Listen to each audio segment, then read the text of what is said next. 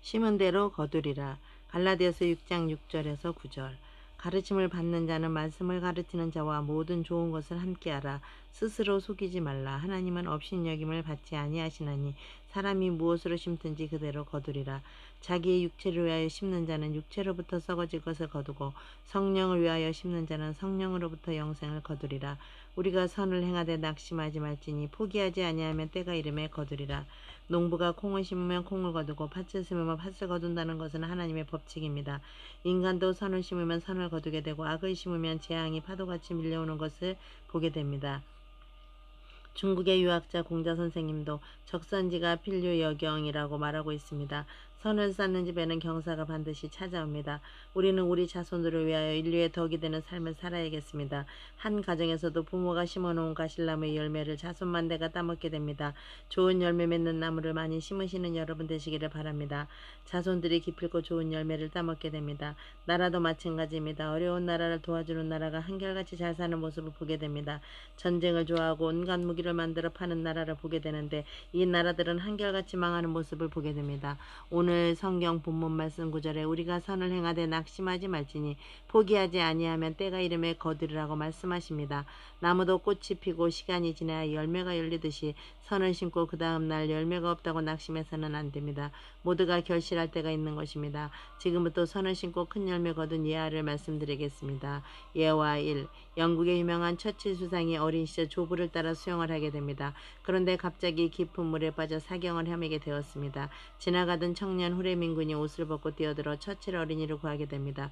처칠의 할아버지가 청년에게 묻습니다. 소원이 있다면 들어주겠노라고 말씀하십니다. 그 청년 후레민군은 이과대학을 졸업하고 훌륭한 의사가 되는 게 꿈이라고 말합니다. 처칠의 할아버지는 손자를 살려준 빚을 갚기 위하여 그 청년을 의과대학에 입학을 시키게 되고 계속 공부하고 연구하여 페니실린 약을 개발하게 되고 노벨의학상을 받게 되어 그 자금으로 큰 공장을 건설하고 본격적인 제약 공장의 창업주가 됩니다. 세월이 흘러 처칠은 공부를 잘해서 영국의 수상이 되고 아프리카 국제회의에 갔다가 급성폐렴에 걸려 죽게 되었다는 뉴스가 나게 되었습니다. 후레밍 박사는 급히 의료진을 대동하고 자기가 개발한 페니실린을 자가용 비행기에 싣고 가서 사경을 헤매는 처치를 살려주는 아름다운 이야기가 있습니다. 인생은 심은 대로 거두게 되어 있습니다. 예와 2. 미국에서 고학을 하던 두 청년 학생이 학자금을 만들고자 음악회를 개최하게 되었습니다. 명성을 날리고 있는 음악가를 초대하게 되었는데 2,000달러의 개런티를 주기로 했습니다. 그 음악가는 폴란드에서 유학 온 파데 프레스입니다. 음악회는 무사히 끝났는데 들어온 모금은 고작 1,400불이었습니다. 너무나도 실망한 주최 학생들은 600불짜리 차용증서를 써가지고 1,400불 현금을 주면서 초대 음악가 파데 프레스에게 사과를 하게 되었습니다. 그런데 파데프레스는 차용증서를 짝짝 찍고 1,400달러도 돌려주면서 경비 쓰고 남으면 학생들이 나눠 가지라고 하면서 공부 잘해서 미국의 큰 일꾼들 되라고 축복을 했답니다.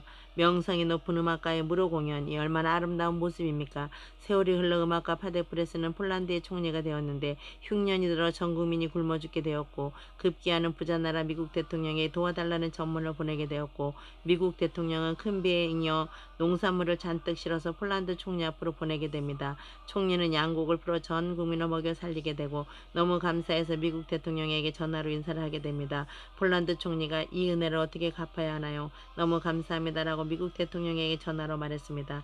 그러자 미국 대통령은 자기 이름은 후보이며 자기가 옛날 고학생 시절 음악회를 개최했는데 그때 폴란드에서 유학 온 유명한 음악가를 초대했다고 말하면서 그 음악가가 현재 폴란드의 총리가 된 파데프레스이며 파데프레스 총리에게 공연료 2,000불을 탕감받은 은혜를 잊지 않고 있다가 은인으로부터 원조 물자를 요청받게 되어 빚을 갚을 때가 왔거나 하고 큰 배로 실어서 보내게 된 것이라고 설명했습니다.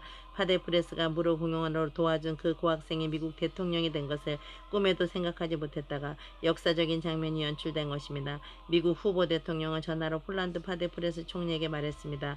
양곡 대금은 20여 년 전 음악회 당시 빚지고 탕감받은 2,000달러로 이미 성금을 지불하셨습니다. 빚을 언제나 갚나했는데 이렇게 갚게 되어 오히려 내가 감사합니다. 양곡이 부족하면 더 드리겠습니다. 연락 주시기 바랍니다. 예와 삶, 나에게 연결된 간증을 하겠습니다.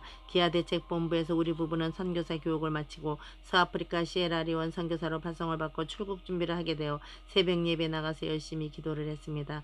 그런데 아프리카 현지에 세울 교회의 건축 자금을 갖고 가야 하는데 모금이 부진하였습니다. 슈퍼 앞에서 신문 배달하는 두 자매를 만나게 됩니다.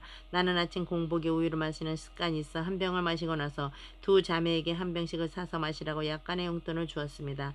새벽까지 단참을 설치면서 고생하는 게 너무 힘들게 보였고 또 전도 차원에서 차나 우유를 대접하는 것이 습관처럼 되어 매일 아침 그 두 자매에게 우유 등 음료수를 주었습니다. 그 중에서 김씨 자매가 목사님 국민일보로 보시나요? 안 봅니다라고 하니 남은 여유분 신문을 그냥 주어서 받아보게 되었습니다. 신문을 읽다 보니 눈에 번쩍 든 인물이 등장하는데 이분은 전 세계의 100개 교회 개척을 놓고 기도하시는 최희숙 장로님이었습니다.